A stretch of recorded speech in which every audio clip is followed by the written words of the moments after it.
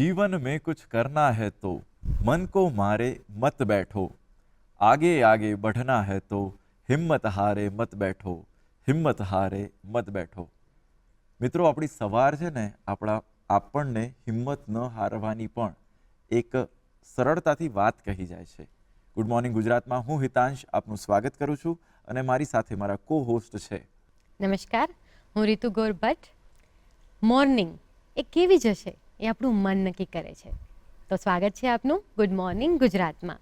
મિત્રો, મન માટે એવું કહેવાય કે જે મનમાં બને એ જીવનમાં બને, પણ આપણી રોજિંદી લાઈફમાં જે મનમાં ગળમથલ શરૂ થાય છે એના બધા જ પ્રશ્નોનું સમાધાન આપે એવા વ્યક્તિ આજે આપણી સાથે છે। આપણી સાથે જાણીતા સાયકિયાટ્રિસ્ટ ડૉક્ટર પાર્થભાઈ વૈષ્ણવ ઉપસ્થિત છે ગુડ મોર્નિંગ ગુજરાતના કાર્યક્રમમાં।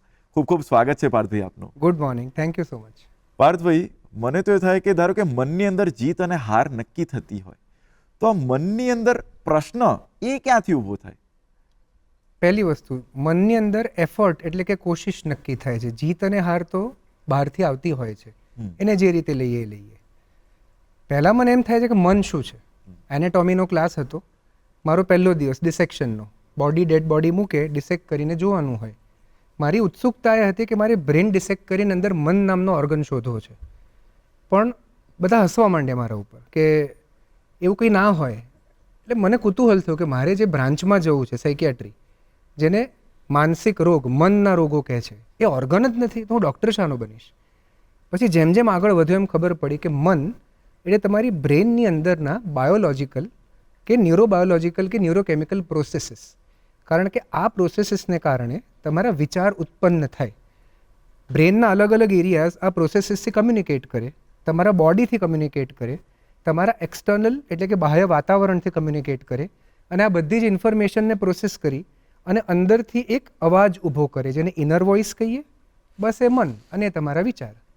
સો મન કે એના વિચાર હોવા એ સૌથી પોઝિટિવ વસ્તુ છે, પણ આજકાલ એક ટ્રેન્ડિંગ વર્ડ છે ઓવર થિંકિંગ।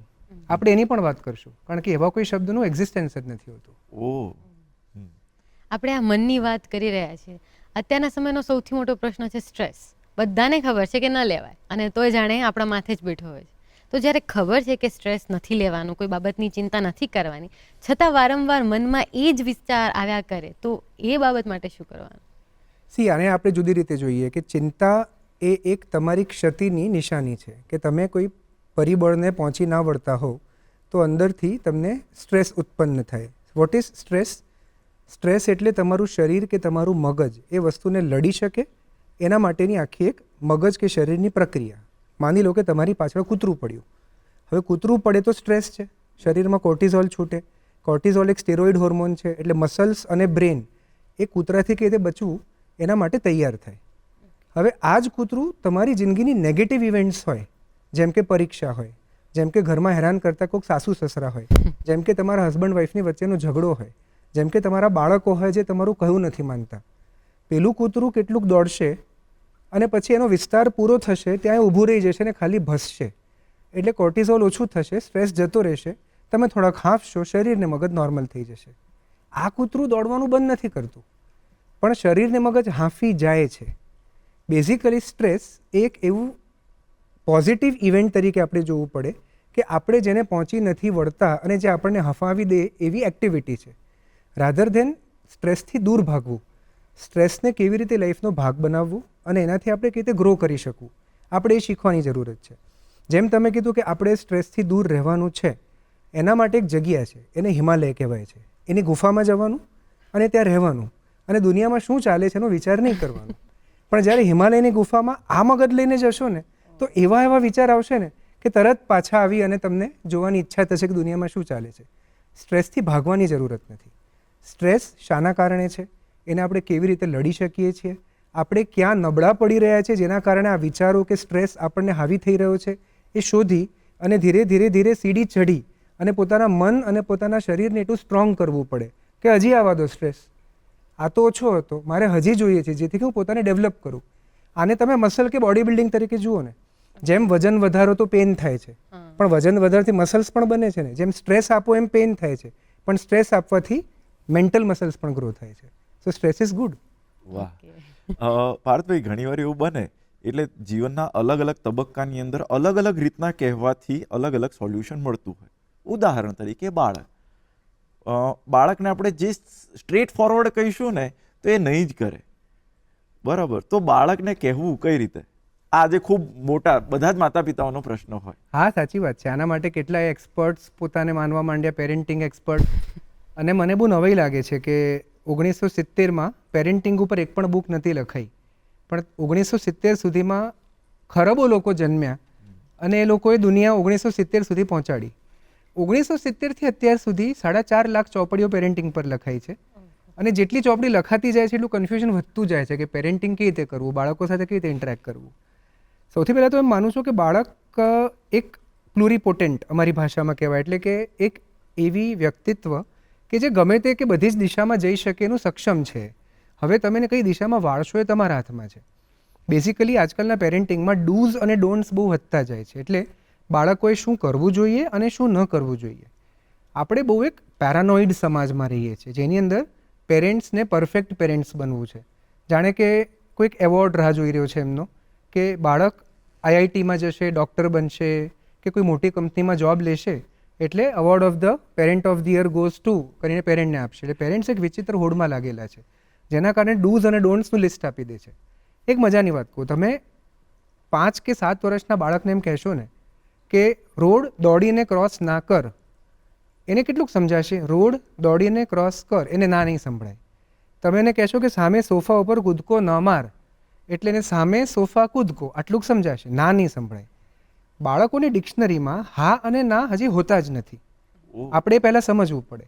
એટલે જ્યારે આપણે બાળકને ઇન્સ્ટ્રક્શન આપીએ છીએ ત્યારે એ કમાન્ડ છે કે તું આ કર અને આ ના કર, કે એક્સપ્લેનેશન છે કે સોફા ઉપર ચડીએ તો સોફા બગડી શકે છે, તું બેસીને જોઈ જો, ચડવું જ હોય તો તું સીડી ચડી જોજે.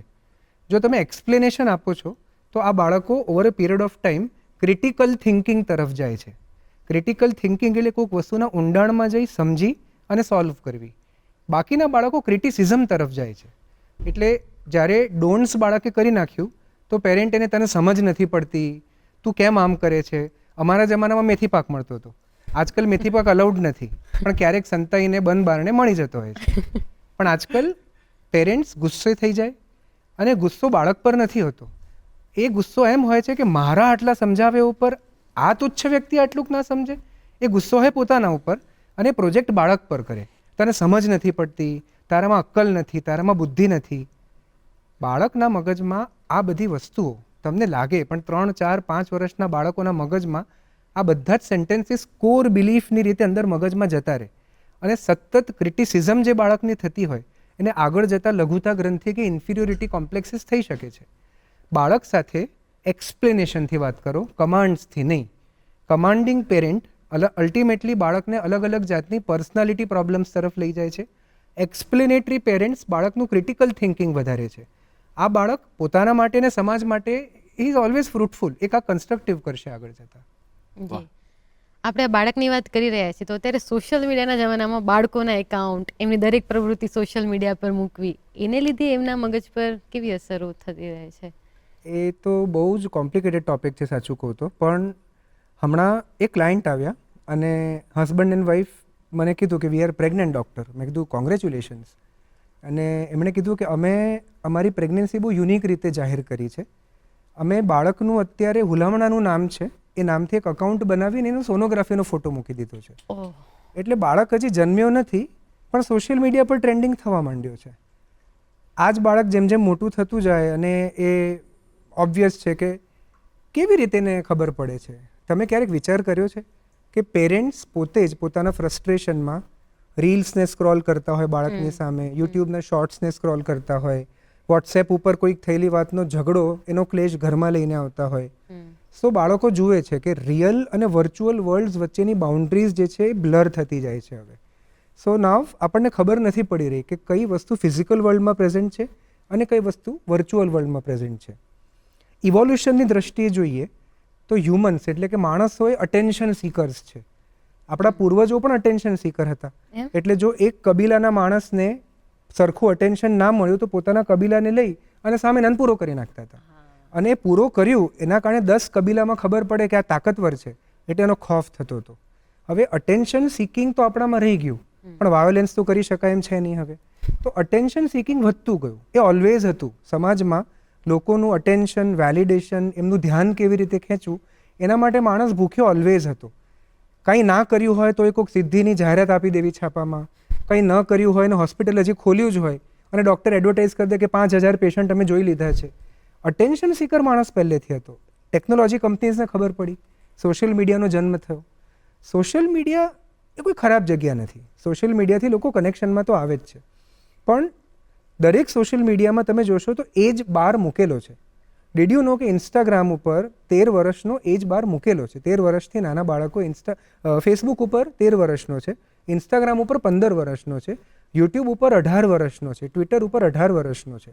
સો સૌથી પહેલાં તો એ છે કે આપણે કોઈ પણ જાતના એપ્લિકેશન ડાઉનલોડ કરીએ છીએ ને તો okay okay okay okay okay right agree agree agree yes yes yes yes. પણ ડીડ યુ નો કે એમણે કેટલી બધી પરમિશન્સ તમારી પાસેથી માંગી. એક જગ્યાએ જઈ અને આ ટામેટા 15 રૂપિયા કિલો છે ને ત્યાં 17 રૂપિયાનો વિચાર આપણે 50 વખત કરીએ છીએ, પણ પેલા agree agree agree yes yes yes દબાવતા મૂકો ને જલ્દી જલ્દી આપણે ઇન્સ્ટાગ્રામ પર જઈએ કરીએ છીએ. ત્યારે જો વાંચ્યું હોય કોઈક પેરેન્ટે તો ખબર પડે કે અચ્છા બાળકને 15 વર્ષ પહેલાં ઇન્સ્ટાગ્રામ પર જવા જ નથી દેવાનું, પણ વાંચ્યું કોણે છે? બાળક જાય છે.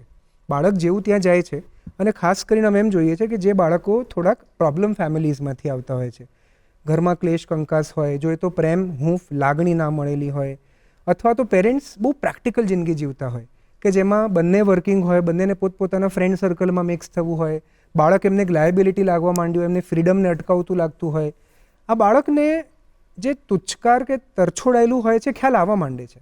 હવે આ જ બાળક સોશિયલ મીડિયા પર જઈને એક ફોટો મૂકીને 15 જણા લાઇક કરીને 5 કમેન્ટ મળે અને પેલા બે મમ્મી પપ્પા ધ્યાન જ નહોતા આપતા, તો કેટલો આનંદ થાય કે 15 જણા મને લાઇક કરે છે, 5 જણા મારા કપડાં ઉપર, મારા લુક્સ ઉપર કમેન્ટ કરે છે. એટલે એ અટેન્શન સિકિંગ જે અહીં નહોતું પૂરું થતું, એ અટેન્શન સિકિંગ ત્યાં પૂરું થાય છે. So social media is not the problem. જ્યારે બાળકોને એમનું જોઈતું અટેન્શન, લાગણી, હૂંફ, પ્રેમ નથી મળતા ત્યારે આ બધી વસ્તુ તરફ વધારે ઝૂકી જતા હોય છે. તો સોશિયલ મીડિયા કંપની બંધ કરો કરતાં બાળકોને પ્રેમ કરો ને યાર. તમે એમને નાનપણથી પ્રેમ આપશો તો પછી એ લોકો સોશિયલ મીડિયા તરફ એટલું બધું નથી જવાના.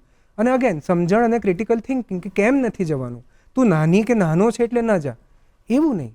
એમની સાથે શું શું થઈ શકે છે બાળક જોડે ડિસ્કસ કરો. સોશિયલ મીડિયા પર વહેલા જવાથી કઈ રીતે પ્રેડેટર્સ એમની પાછળ પડી શકે છે, પરપિચરેટર્સ એમને હેરાન કરી શકે છે.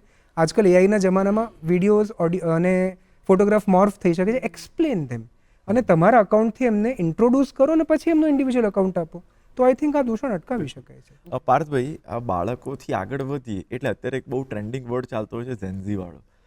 તો એવું લાગે કે એક અલગ પ્રકારની કોઈ જનરેશન તો ઊભી નથી, પરંતુ આમ એક બીજી રીતના, પેઢી રીતના જોઈએ તો જે જેન્ઝી છે એની સાયકોલોજીકલ અથવા એની પ્લસ પોઈન્ટ શું છે અને માઇનસ પોઈન્ટ શું છે? એટલે કોઈ પણ બાળક જે 1997 થી 2020 વચ્ચે જન્મેલું એને આપણે જનરેશન ઝેડ કે જેન્ઝી કહીએ છીએ.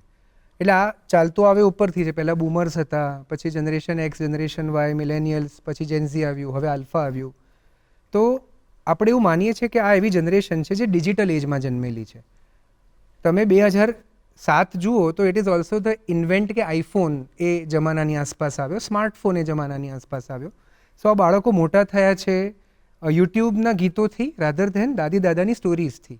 આ બાળકો મોટા થયા છે અલગ અલગ કાર્ટૂન્સથી, કોકોમેલનથી, રાધર ધેન ઘરમાં મમ્મી બેસી અને કોઈક પ્રાર્થના ગાય કે સાથે ફેમિલી ભજન કરે. તમે જુઓ તો બાળકોનો ઉછેર એ આખો જુદી રીતે થયેલો છે. હવે તમે એપલનું ઝાડ વાવશો અને મેંગો તો ગ્રો નથી થવાના, અને પછી તમે એમ કહો કે જમાનો બદલાઈ ગયો છે, આજકાલ મેંગો ગ્રો જ નથી થતા. પણ સામે એપલ ખરાબ ફ્રૂટ નથી. લોકોને અત્યારે એમ છે કે જનરેશનનો વાંક કાઢી દો ને એટલે આપણે આમાંથી નવરા થઈ ગયા. એટલે જેન્ઝી એ બોગસ જનરેશન છે. પણ મારો પ્રશ્ન એમ હોય છે કે આના મા બાપ કોણ હતા, અને મોટા કોણે કર્યા, કેવી રીતે કર્યા, આ લોકોને કેવું એટમોસ્ફિયર આપણે આપ્યું. આપણે આમને એક બહુ જ હોસ્ટાઇલ દુનિયા આપી છે જેમાં અનયુઝ્યુઅલ કમ્પેરિઝનના પેરામીટર્સ રાખેલા છે. આ એ જ બાળકો છે જેમને આપણે આઈ એમ સો સેડ ટુ સે ધીસ, પણ અમુક એન્ટ્રન્સ એક્ઝામમાં જવા માટે એટલું બધું પ્રેશર આપ્યું છે કે આમાંથી કેટલાય બાળકોએ જીવન ગિવઅપ કરવાનું નક્કી કર્યું છે. આપણે આમને એ દુનિયા આપી છે કે જેની અંદર આપણે એમ કહીએ છીએ કે મારા ફ્રેન્ડનો દીકરો તો આટલા માર્ક્સ લાવે છે અને તારાથી નથી આવતા. તો ઘણીવાર હું બાળકોને કહું કે તમારા માટે કમબેક કે મારા ફ્રેન્ડના પપ્પા પાસે તો મર્સિડીઝ છે, તમારી પાસે તો નથી, કહી જોજો ક્યારેક. જસ્ટ એ જોક. પણ કમ્પેરિઝન્સ આ જનરેશનની મેક્સિમમ થયેલી છે, પણ આ જનરેશનના બહુ જ બધા એડવાન્ટેજીસ પણ છે. આ જનરેશન બહુ જ ક્લિયર છે એમને શું જોઈએ છે, એટલે એ પીપલ પ્લીઝિંગમાં નથી માનતા કે કોકને ખુશ કરવા માટે મારે પોતાની જાતને સેક્રિફાઈસ કરી નાખવી જોઈએ, નથી માનતા. મારા માટે જે સારું છે એટલે મી ફર્સ્ટ પ્રિન્સિપલ, જે સાયકોલોજીનો બહુ પોઝિટિવ પ્રિન્સિપલ ગણાય છે કે તમે પ્લેનમાં બેસો તો નથી કહેતા કે પ્રેશર ઓછું થવા પર ઓક્સિજન માસ્ક પહેલાં લગાડજો પછી બીજાને. બસ તો આ જનરેશને માની લીધું છે કે પહેલાં મારે પોતાને મદદ કરવાની છે, મારે ગ્રો થવાનું છે, પછી બીજાને કરીશ. સો બહુ ક્લેરિટી છે, એ પોતાની જાતને આગળ મૂકે છે, પહેલાં મૂકે છે, એ હસલિંગમાં ઓછું માને છે. એટલે મારા જેવો માણસ આઈ સ્ટીલ રિમેમ્બર કે 10 કામ ભેગું કરી લેતો હતો, પણ આ જનરેશનને જે કામ સોંપ્યું એ જ કરશે, એક્સ્ટ્રા નહીં કરે. આ એના પોઝિટિવ્સ છે. નેગેટિવ્સ, આ જનરેશન સૌથી પ્રોક્રાસ્ટિનેટેડ જનરેશન છે, કારણ કે આ જનરેશનમાં પ્લેઝર પ્રિન્સિપલ બહુ જલ્દી આવી ગયો હતો, જેના કારણે એમને આનંદ ના હોય, ડોપામિનનો રશ ના મળતો હોય તો બોર બહુ જલ્દી થઈ જાય છે. એમને નથી કરવું, કારણ કે આ એ જનરેશન છે કે જેને social media, games, online internet games, porn, આ બધું એટલું જલ્દી એક્સપોઝ કરેલું છે કે એમનું બ્રેન હાઈલી એક્સાઇટેબલ છે. સો નોર્મલ વસ્તુ આ લોકોને બોરિંગ લાગે છે. બોરિંગ વસ્તુ આ લોકોને તો મતલબ સહન જ નથી થતી, બોર્ડમ સહન નથી થતો, અને એકદમ જ હાઈપર રહેવું છે આમને. સો આના કારણે એ લોકોને ઇન્સ્ટન્ટ ગ્રેટિફિકેશન જોઈએ છે કે આટલું કરું ને આટલું બધું મળી જવું જોઈએ. જ્યારે આપણે એમ માનતા હતા કે ખૂબ બધી મહેનત કરીને માર્ક્સ લાવી, આ લોકોને એમ છે કે આગલી રાતના વાંચીને પાસ ન થયું. સો ઇન્સ્ટન્ટ ગ્રેટિફિકેશન અને પ્રોક્રેસ્ટિનેશન એમના નેગેટિવ્સ છે, પણ આમના જેવી ક્લેરિટી કોઈ જનરેશનની નથી. બિલકુલ. પાર્થભાઈએ જે આખી આ વાત કરી મનની દુનિયાની, મનની એટલે ઝેન્ઝીની, પણ આ બધી જ વાતોની ઊંડાણમાં પણ જઈશું, પરંતુ અત્યારે સમય થયો છે એક બ્રેકનો. લઈશું એક નાનકડો વિરામ.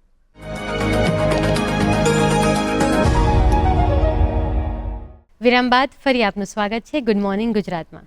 આપણે વાત કરી રહ્યા છીએ માનસિક સ્વાસ્થ્યની, એની સાથે આપણું શારીરિક સ્વાસ્થ્ય પણ એટલું જ જરૂરી છે.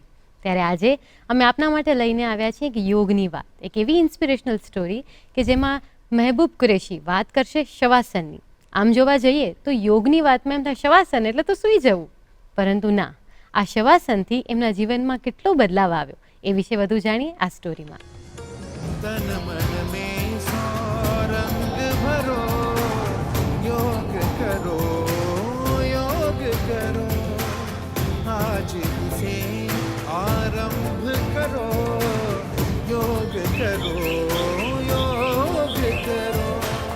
યોગ એ સમગ્ર માનવ સૃષ્ટિ માટે આશીર્વાદરૂપ છે. હાલના સમયમાં જ્યારે ઘણા રોગોથી લોકો પીડાઈ રહ્યા છે, ત્યારે વિવિધ યોગ ક્રિયા, આસન, પ્રાણાયામથી આ પ્રકારના રોગોમાં ખૂબ રાહત મળે છે. આ યોગને દરેક ધર્મના લોકો પણ અપનાવી રહ્યા છે. મહેબૂબભાઈ કુરેશી કે જેઓ છેલ્લા ઘણા વર્ષોથી લોકોને યોગ શીખવે છે અને નિયમિત યોગ કરવાની પ્રેરણા પણ આપે છે. તો એક નેશનલ કોમ્પિટિશન દરમિયાન મને શરીરમાં ઝરક લાગ્યો અને મેં અનુભવ્યું કે મારા હાર્ટમાં ઈજા થઈ છે આજથી 30 વર્ષ પહેલાં. ત્યારબાદ અમે વતનમાં આવ્યા અને રાત્રે હું સૂતો હોઉં એટલે બોડીમાં ઝરક આવે અને બોડી આખું આમ ફેંકાઈ જાય. ડૉક્ટરને બતાવ્યું, કાર્ડિયોલોજિસ્ટ, તો એમણે એવું કહ્યું કે તમને માનસિક તકલીફ છે, મેડિસિનમાં આવું છે જ નહીં. એટલે ધીમે ધીમે તકલીફ એટલી બધી વધવા લાગી. એટલે મેં પછી એક યોગ ગુરુને પૂછ્યું, તો યોગ ગુરુએ એવું મને કહ્યું કે તારું જે હૃદય છે એને ઓક્સિજન ઓછો મળે છે, એટલે તું શવાસન કર. 84 લાખ આસન છે, એમાં શવાસન છે એ આસનનો રાજા છે. એટલે મેં શવાસન કર્યું, તો એ દિવસે અને રાત્રે કોઈ ઝરક ન આવ્યો. 3 દિવસ શવાસન કર્યું તો 3 દિવસ કોઈ ઝરક ન આવ્યો.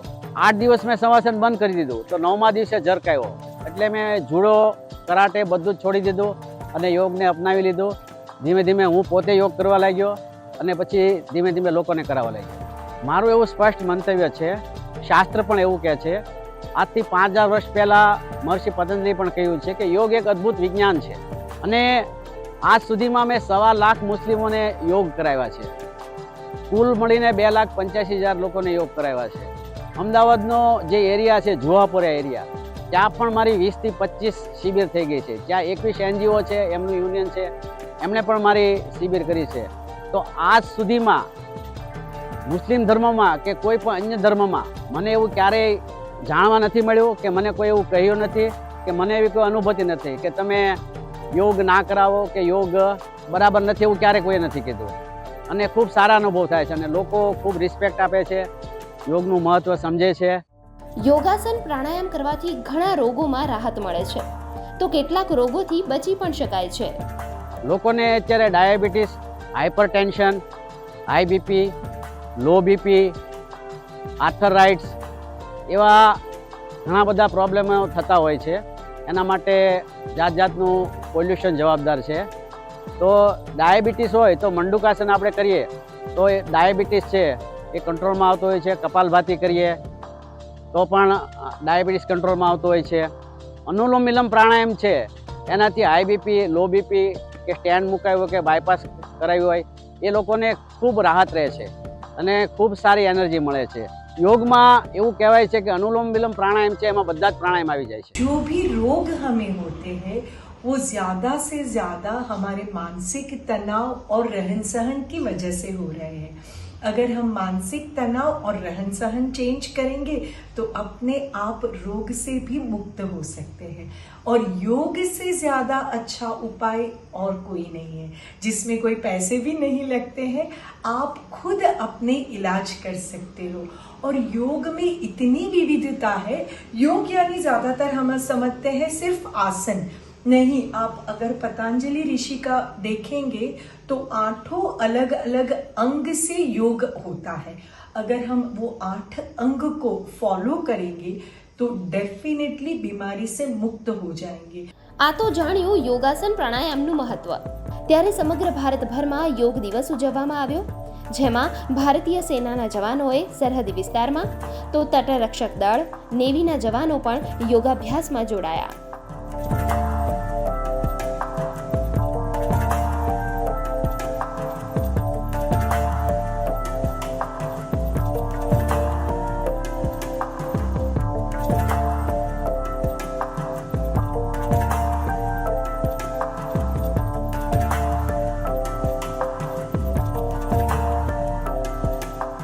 તો ગુજરાતમાં પણ ઠેર ઠેર વિવિધ સંસ્થાઓ, શાળાઓ, કોલેજોમાં યોગ કરી યોગ દિવસની ઉજવણી કરવામાં આવી અને યોગનું મહત્વ સૌ કોઈ સમક્ષ ઉજાગર કરવામાં આવ્યું.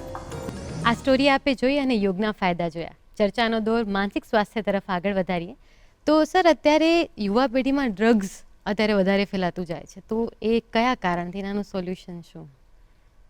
આમાં પણ આપણે એ જ જોઈ શકીએ છીએ કે અત્યારે દરેક વસ્તુને પહોંચી વળવાની ઉતાવળ બહુ છે. તમે એક સરસ પ્રશ્ન સ્ટ્રેસ ઉપર પૂછ્યો હતો અને તમે કીધું કે લોકોને સ્ટ્રેસ નથી જોઈતો.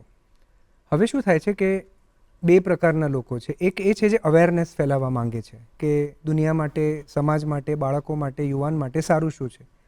એક એ છે જે ધંધો કરવા માંગે છે, બિઝનેસ કરવા માંગે છે. અને બિઝનેસ કરતી વખતે એમને એમ જોવું નથી કે સારું ખરાબ શું છે. કમાણી થતી હોય ત્યાં સુધી વાંધો નથી. ડ્રગ્સની દુનિયાની સ્ટોરી કાંક આવી જ છે. 1970માં પહેલી વાર માલબોરો નામની સિગરેટ આવી હતી અને ત્યારે એ લોકો એમ એડવર્ટાઇઝ કર્યું હતું કે મરદ હોય એ જ સિગરેટ પી શકે અને મેસ્ક્યુલિનિટી જો વધારવી હોય તો જો તમે સ્મોક કરી શકશો માલબોરોને તો જ તમે એક મર્દ કહેવાશો. એમાં પણ પાછો અમેરિકન એક કાઉબોય ટાઈપ હેટ પહેરેલો ઘોડા ઉપર ફરીને સિગરેટ ફૂંકે એ પોપ્યુલર થયું. 1970થી 1990ની વચ્ચે ચારે બાજુ એમ જ હતું કે આનાથી તમારી ઇન્ટેલિજન્સ વધશે, તમારો કોન્ફિડન્સ વધશે, તમે બહુ જ લોકો વચ્ચે અપીલિંગ લાગશો અને બધા સ્મોક કરવા માંડ્યા. 1990માં એમ અચાનક ન્યૂઝ આવવા માંડ્યા કે આનાથી તો લંગ કેન્સર થાય છે, એટલે આ તો ખરાબ છે. પછી આખી આલ્કોહોલની ફેક્ટરી આવી, એની ઇન્ડસ્ટ્રી આવી અને લોકો એમ કહેવા માંડ્યા કે અમેરિકન હાર્ટ એસોસિએશન એવું કહે છે કે 2 પેગ પીને રોજ સૂઈ જાઓ ને તો હાર્ટ એકદમ સરસ રહે છે. એટલે બિચારા ગુજરાતી બહુ ભોળા લોકો છે, એમને એમ થયું કે 2 પેગ પીવાના જ છે, ડૉક્ટરે કીધું જ છે અમેરિકાના, અને 2 પીએ છીએ તો બાકીની બોટલ ક્યાં સંતાડવી, તો પૂરી કરી નાખીએ. આગળ વધતા વધતા આપણને ખબર પડી કે આલ્કોહોલ વધારે પીવાથી તો લીવર ખરાબ થઈ જાય છે, કોલેસ્ટ્રોલ વધે છે, હાર્ટ એટેક આવે છે. બાય નાઉ નવો ધંધો આવી ગયો હતો, ગાંજો, કેનાબીસ જેને કહેવાય છે, મેરિયુઆના પણ એને કહી શકાય, વીડ પણ એને કહી શકાય. આ સાથે મેથ, MDMA એટલે સ્ટિમ્યુલન્ટ્સ ડ્રગ હોય, ડિપ્રેસન્ટ ડ્રગ હોય, હેલુસિનોજન્સ ડ્રગ હોય. અલગ અલગ કેટેગરીના ડ્રગ હોય છે. કેટલાક સિન્થેટિક્સ હોય છે જે લેબોરેટરીમાં બને અને કેટલાક નેચરલી ગ્રોઈંગ હોય છે. તો હવે આમાં ઘણા બધા સ્કૂલ ઓફ થોટ્સ આવવા માંડ્યા. કેટલાક લોકો એમ માનવા માંડ્યા કે આ તો આપણી સંસ્કૃતિમાં છે, જો આપણા ભગવાન પણ આ કરતા હતા તો આપણે કરવું જ જોઈએ ને, આમાં ખોટું શું છે, એટલે આ તો સાધના કહેવાય. આવું કહીને ચિલમ અને ગાંજો ફૂંકવાનું ચાલુ કરનારા લોકો, આમની એક આખી કેટેગરી અલગ, પણ એ ભૂલી જાય છે કે કોઈ પણ શાસ્ત્રમાં આને માટે કોઈ પ્રમોશન આપણે ક્યારેય નથી લખ્યું અને ક્યાંય વાંચવા નહીં મળે. એટલે આ એક બહાનું ચોક્કસ હોઈ શકે છે, પણ આ હકીકત ક્યારેય નહીં થઈ શકે. બીજી કેટેગરીના લોકો એમ છે કે જે માને છે કે પરફોર્મન્સ એન્હાન્સ કરવું છે, તો આ લોકો સ્ટિમ્યુલન્ટ્સ લેતા હોય છે. એટલે કોઈ પણ પ્રકારના સ્ટિમ્યુલન્ટ લેવાથી શોર્ટ ટર્મમાં મેમરી વધારી દે, પરફોર્મન્સ સારું કરી દે. આપણે ઘણા બધા વખત સ્પોર્ટ્સ પીપલમાં જોયું કે લોકો સ્ટેરોઇડ્સ લઈને કે અમુક પરફોર્મન્સ એન્હાન્સમેન્ટ ડ્રગ લઈ અને એક રન કરી લેતા હતા અને પછી પેલી એન્ટી ડોપિંગ એજન્સીઝ આવી. એમ આજની તારીખમાં કેટલા એવા સ્ટુડન્ટ્સ છે જે મારા પેશન્ટ્સ છે કે જે એક્ઝામ આવે એના 10 દિવસ પહેલાં 15 દિવસ પહેલાં ડ્રગ્સનું ચલણ વધારી દે, જેથી કે એમનું ફોકસ કોન્સન્ટ્રેશન વધે. પણ એ સમજતા નથી કે જ્યારે એક્ઝામમાં બેસીને ક્રેશ આવે ત્યારે કંઈ જ વાંચેલું યાદ નથી આવતું. સો ઘણા બધા બાળકો આજકાલ આને પરફોર્મન્સ એન્હાન્સમેન્ટ માટે વાપરે છે. ઘણા બધા લોકો પહેલાં સ્ટ્રેસથી ભાગવા માટે લે છે કે આટલો તણાવ કોણ સહન કરે, ફૂંકી લઈએ સારું લાગશે. પણ જેવી ડ્રગની ઇફેક્ટ જાય એવો એક બહુ મોટો ક્રેશ આવે. એટલે એક તો આ જે બિઝનેસ એજન્સીસ છે એ લોકોનો મેસેજ જલ્દી પ્રસરાઈ રહ્યો છે, અવેરનેસ એજન્સીસનો મેસેજ બહુ ધીરે પ્રસરાઈ રહ્યો છે. બીજું ડ્રગ્સ લેવું લોકો બહુ કૂલ માને છે કે મારી પાસે આ વસ્તુનો એક્સેસ છે, 4 ફ્રેન્ડને કહીશ કે હું આ વસ્તુ લાવ્યો. અને આ એક એડલ્ટિંગનો ભાગ માને છે કે જો મારી પાસે આ સ્ટફ આવ્યું મતલબ કે હું મોટો કે મોટી થઈ ગઈ છું હવે. અને તમારે જાણવું જરૂરી છે કે બોયઝ અને ગર્લ્સમાં ડ્રગ્સનું પ્રમાણ ઓલમોસ્ટ ઇક્વલ છે. એટલે આપણે વિમેન એમ્પાવરમેન્ટની વાત કરતા હતા પણ આ ક્ષેત્રમાં નહીં, પણ અહીં થઈ ગયા ભૂલથી. સો આ બંને જણા equal amount of equally risky drugs લે છે. આ લોકો પાસે બહુ જ અધકચરી ઇન્ફોર્મેશન છે, કેટલીક સોશિયલ મીડિયા પોસ્ટ જે ડ્રગ્સને પ્રમોટ કરે છે. અને હું ઓપનલી લોકોને કહું છું કે વીડ પોપ્યુલર ક્યારે થયું? જ્યારે ઇલોન મસ્કે જો રોગનના પોડકાસ્ટમાં બંને જણાએ મળી અને વી સ્મોક પોટ અને જેના કારણે અમે કામ કરી શકીએ છીએ એ રીતના પોડકાસ્ટ મૂક્યો હતો અને ચારે બાજુ ફેલાઈ ગયું કે ઇલોન મસ્ક આટલો ઇન્ટેલિજન્ટ એટલા માટે છે કારણ કે તો ગાંજો ફૂંકે છે. સો તમે કોઈ એક વ્યક્તિની એક વસ્તુને પકડીને એડવર્ટાઇઝ કરો છો ને તો એ વસ્તુ ખાલી પોપ્યુલર થઈ જાય છે. જ્યારે ઇલોન મસ્કે ઘણા સારા કામ કર્યા છે, કોઈ શંકાને સ્થાન નથી, પણ એ બિઝનેસમેન છે, એનો આની પાસે પણ કાંક વસ્તુ કે કાંક આશય લાગેલો હશે. સો બાળકો આ બધી વસ્તુ તરફ એટલા માટે જાય છે કારણ કે એ લોકો રિસ્ક ટેક કરી શકે એવું એમનું મગજ હોય છે, એમનામાં હજી જજમેન્ટ નથી હોતું. એટલે આ લેવાથી શું નુકસાન હોય છે? છોડને લઈને મજા કેટલી આવે છે જો ને. બિકોઝ ન્યુરોલોજીકલી બ્રેન કમ્પ્લીટલી ડેવલપ 26 વર્ષની ઉંમરે થાય છે. આના સુધી હજી બ્રેન ડેવલપમેન્ટ ફેઝમાં હોય છે. એટલે બ્રેનને એક્સપેરિમેન્ટ કરવું બહુ ગમે, રિસ્ક લેવું બહુ જ ગમે. That is why teenagers risk taking, thrill seeking, experimentation આવા હોય અને આ બધાના ભાગમાં પણ ડ્રગ્સ આવે. બહુ મલ્ટીફેક્ટોરિયલ રીઝન્સ છે. એ પણ ફેમિલીમાં ઝઘડા હોય તો પોતાના મગજને શાંત કરવા, કેટલાક લોકોને થેરાપ્યુટિક યુઝ તરીકે, એટલે ડિપ્રેશન, એન્ઝાયટી, અનિંદ્રા કે ઇન્સોમનિયા છે અને આલ્કોહોલ કે ડ્રગ્સ લઈને પોતાની પ્રોબ્લેમને સોલ્વ કરે છે એવું માને છે, જ્યારે કે એના કારણે પ્રોબ્લેમ એકચ્યુઅલી વધી રહ્યા છે સમજતા નથી. પણ હા, આજકાલ આપણે જોઈએ તો એક સ્કૂલમાં ભણતા બાળકે એટલીસ્ટ 15% એવા છે જેમણે ડ્રગ્સ 15 વર્ષની ઉંમર પહેલાં અમદાવાદ જેવા શહેરમાં ટ્રાય કરી લીધું છે, જેમાંથી લગભગ 25 થી 30% એડિક્ટેડ થઈ જાય છે. અને આપણે એવું માનીએ છીએ કે 18 વર્ષની ઉંમરની પહેલાં જો બોડીમાં કોઈ પણ ડ્રગ જાય તો એ ડીએનએ અને આરએનએને ચેન્જ કરી શકે છે. એટલે આ વ્યક્તિનું ડીએનએ હંમેશા માટે ચેન્જ થાય. સો આલ્કોહોલ કે ડ્રગનું ઇન્જેક્શન 18 પહેલાં થાય તો એ બાળકના બ્રેનને ઓલવેઝ હંમેશા માટે ચેન્જ કરી શકે છે.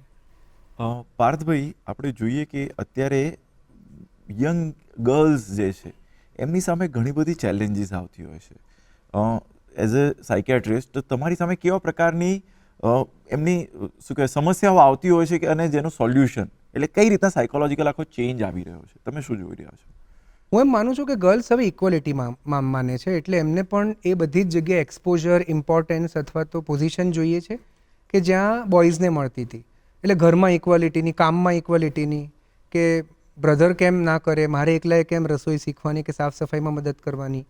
આગળ જઈએ તો જેમ બોયઝમાં ડ્રગ્સનો પ્રોબ્લેમ વધારે પ્રેવેલન્ટ છે એમ ગર્લ્સમાં સોશિયલ મીડિયાનો પ્રોબ્લેમ વધારે પ્રેવેલન્ટ છે. સોશિયલ મીડિયા ઉપર ક્યારેક ઇન્ફ્લુએન્સર્સ પોતાના મોર્ફડ ફોટોઝ મૂકે, એરબ્રશ્ડ ફોટોઝ મૂકે, અથવા તો ખરેખર પોતે અંતિમવાદનો ભૂખમરો કરી અને અમુક સ્પેસિફિક બોડીના સ્ટેન્ડર્ડ્સ બનાવે તો ગર્લ્સ એને ફોલો કરવાની આંધળી કોશિશ કરે છે. એવી કેટલી યંગ ગર્લ્સ મળે છે કે જેમને ઇટિંગ ડિસઓર્ડર્સ થઈ જાય છે, કે એમને ખાવું જ નથી કારણ કે એમને 35 કિલોના થવું છે, એમને 40 કિલોના થવું છે, એમને માત્ર 25 ઇંચની વેસ્ટ જોઈએ છે. આ બોડી ડિસ્મોર્ફિયા એટલે પોતાના શરીરના અંગથી નફરત હોવી. એટલે યંગ ગર્લ્સ બહુ જ નાની ઉંમરે પ્લાસ્ટિક સર્જરીઝ માટે કે એમને ફેટ રિમૂવલ કરાવવું છે, એમને લિપ એન્હાન્સમેન્ટ કરાવવું છે, એમને બ્રેસ્ટ એન્હાન્સમેન્ટ કરાવવું છે, 14 વર્ષે, 15 વર્ષે, 16 વર્ષે, કારણ કે ઇન્સ્ટાગ્રામ ઉપર કે સોશિયલ મીડિયા ઉપર જે જુએ છે એ એમની પાસે નથી અને એમના મેલ કે ફિમેલ ફ્રેન્ડ્સ પેલું અપ્રિશિએટ કરે છે. મને અપ્રિશિએટ ન કરવાનું કારણ એ છે કારણ કે મારી પાસે એ નથી, એટલે મારે પણ આવા બનવું પડશે, જેના કારણે ઇટિંગ ડિસઓર્ડર્સ, જેમાં બુલેમિયા નર્વોઝા એટલે ખૂબ વધારે પડતું ખાવું, એનોરેક્સિયા નર્વોઝા એટલે બિલકુલ ન ખાવું, બિન્જ ઇટિંગ ડિસઓર્ડર એટલે હું તમને એમ કહું, હિતાંશભાઈ હું છે ને હું ખાતો નથી બહારનું, અને તમે ગાડીમાં મારી જોશો ને મને તો સનટાઈન ચિપ્સનું પેકેટ ખાઈ રહ્યો છું. એટલે આ એ લોકો છે કે જે 12 વાગ્યા સુધી ડાયટિંગ કરતા હોય છે અને 12 વાગ્યા પછી ડાયટ ઇટિંગ કરતા હોય છે, એટલે આમનું વજન ઘટે નહીં માત્ર વધે. એ આ ઇટિંગ ડિસઓર્ડર કહેવાય. અને મેં કીધું એ પ્રમાણે કે આજકાલ હમણાં તમે ન્યૂઝમાં જોયું હશે કે એક ડ્રગ ઇન્ડિયામાં લોન્ચ થઈ વેઇટ લોસ માટે. તમે ઇન્જેક્શન લો તો 6 અઠવાડિયાથી 12 અઠવાડિયાની અંદર 21 કિલો વજન ઘટી જશે. લાઈન લાગી ગઈ છે લોકોની, અને ખાસ કરીને ગર્લ્સની, કે વજન ઘટાડવું છે અને સ્પેસિફિક બોડી ટાઈપ જોઈએ છે, સ્પેસિફિક પ્રકારનું સ્કિન કોમ્પ્લેક્શન જોઈએ છે, અલગ અલગ પ્રકારની ટ્રીટમેન્ટ કરાવે, હેર ટ્રીટમેન્ટ, સ્કિન ટ્રીટમેન્ટ. એક બહુ વિચિત્ર હોડમાં લોકો પડી ગયા છે, જેમાં plastic is the new normal, એટલે લોકોને ફિલ્ટરવાળી જ જિંદગી જોઈએ છે, જ્યારે કે પોતાની જાતને અરીસામાં જુએ છે તો એને ખૂબ નફરત કરે છે. સો આ આખી પ્રોબ્લેમની અંદર ગર્લ્સ બહુ જ સારી એવી ફસાયેલી છે.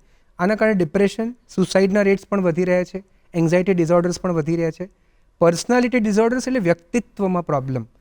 12, 13, 14, 15 વર્ષની દીકરી હોય અને જો આ બધી વસ્તુમાં જતી રહે તો એનું વ્યક્તિત્વ આના પ્રમાણે ચેન્જ થવા માંડે. આને ક્લસ્ટર બી પર્સનાલિટી ડિસઓર્ડર્સ કહેવાય, બોર્ડર લાઇન પર્સનાલિટી, હિસ્ટ્રિયોનિક પર્સનાલિટી. આ બધા પ્રોબ્લેમ્સથી પીડાતા લોકો આગળ જતાં અલગ અલગ માનસિક રોગથી પીડાઈ શકે છે. સો ગર્લ્સમાં specifically relationship problems, body related problems, look related problems, social validation related problems આ ખૂબ જોઈએ છે. બિલકુલ. પાર્થભાઈ, આપનો ખૂબ ખૂબ આભાર. આજે આપણે ખૂબ વિવિધ ટોપિક ઉપર ખૂબ ઊંડાણની અંદર જઈને અમારા દર્શકોને, અમને પણ રોમાંચ પણ ફીલ કરાયો અને ઘણી બધી જાણકારી, એટલે શું કે અનુભવ સિદ્ધ જ્ઞાનથી અમને સમૃદ્ધ કર્યા. એ બદલ ખૂબ ખૂબ આભાર. Thank you so much. ખૂબ મજા આવી વાત.